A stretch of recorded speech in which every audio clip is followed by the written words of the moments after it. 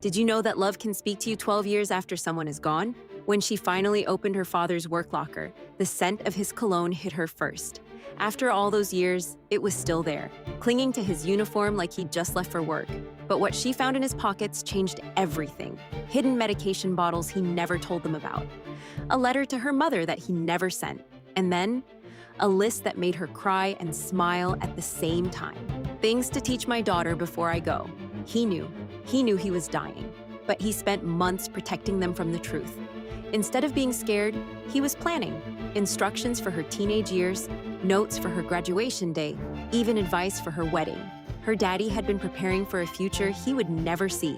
Sometimes God shows us that even in death, a parent's love never stops working. Even when we can't see them, they're still taking care of us. That uniform proved love is stronger than time.